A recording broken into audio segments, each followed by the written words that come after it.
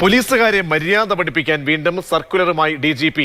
Police നടപടികളുടെ ദൃശ്യങ്ങൾ ജനങ്ങൾ എടുക്കുന്നത് തടയരുത് എന്ന സർക്കുലർ ജനങ്ങളോട് പെരുമാറുന്നത് പഠിപ്പിക്കാൻ പോലീസുകാർക്ക് ബോധവൽക്കരണ ക്ലാസുകൾ നൽകാൻ യൂണിറ്റ് മേധാവികൾക്ക് നിർദ്ദേശവും നൽകിയിട്ടുണ്ട്. പോലീസുകാരുടെ മോശം പെരുമാറ്റത്തെക്കുറിച്ച് മാതൃഭൂമി ന്യൂസ് പരമ്പര നൽകിയതിന് പിന്നാലെയാണ് ഈ നടപടി വരുന്നത്. അനന്തകൃഷ്ണൻ നൽകിയ വിവരങ്ങൾ. അനന്തൻ, പോലീസിന്റെ യശസ്സിനെ കെടുത്തുന്ന തരത്തിൽ ഒരുപാട് മോശം പരാമർശങ്ങൾ, അത് ഏതൊക്കെ രീതിയിൽ നിന്നാണ് വരുന്നത് എന്നടക്കം നമ്മൾ പരമ്പര ജനങ്ങളിലേക്ക് എത്തിച്ചു. ഹൈക്കോടതിയുടെ ഇടപെടൽ ഉണ്ടായി. ഇതിന് പിന്നാലെ ഇപ്പോൾ എന്ത് നിർദ്ദേശം പോലീസ് മേധാവിയുടെ ഭാഗത്തു നിന്നും വരുന്നുണ്ട്?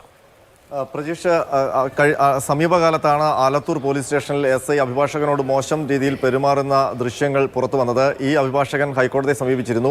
തുടർന്ന് ഹൈക്കോടതി സംസ്ഥാന പോലീസ് മേധാവിയോട് പോലീസിന്റെ പെരുമാറ്റം നിയന്ത്രിക്കാൻ ആവശ്യമായ നടപടികൾ സ്വീകരിക്കണമെന്ന് ആവശ്യപ്പെട്ടിരുന്നു.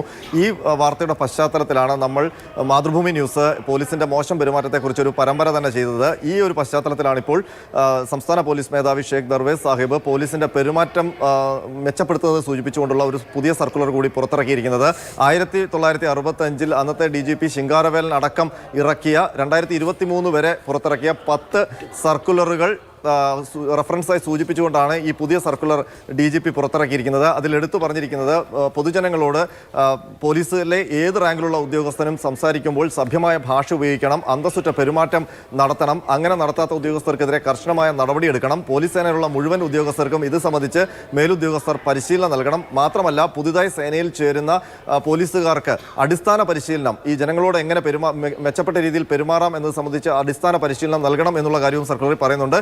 ഏറ്റവും പ്രധാനപ്പെട്ട കാര്യം, പോലീസ് ആക്ടിലെ സെക്ഷൻ 33 പ്രകാരം ഏത് പോലീസ് നടപടിയും പൊതുജനങ്ങൾക്ക് ദൃശ്യങ്ങളായോ അതല്ലെങ്കിൽ ശബ്ദമായോ ചിത്രീകരിക്കാനുള്ള അവകാശവും നിയമവും ഉണ്ട് എന്നുകൂടി സൂചിപ്പിക്കുന്നുണ്ട്. അങ്ങനെ ഒരാൾ മൊബൈലിലോ അതല്ലെങ്കിൽ ക്യാമറ ഉപയോഗിച്ചോ പോലീസ് നടപടി ഒരു പൊതുജനം ചിത്രീകരിച്ചാൽ അത് തടയാൻ പാടില്ല എന്നുള്ള നിർദ്ദേശം കൂടി ഈ പുതിയ സർക്കുലറിൽ DGP പറഞ്ഞിട്ടുണ്ട്.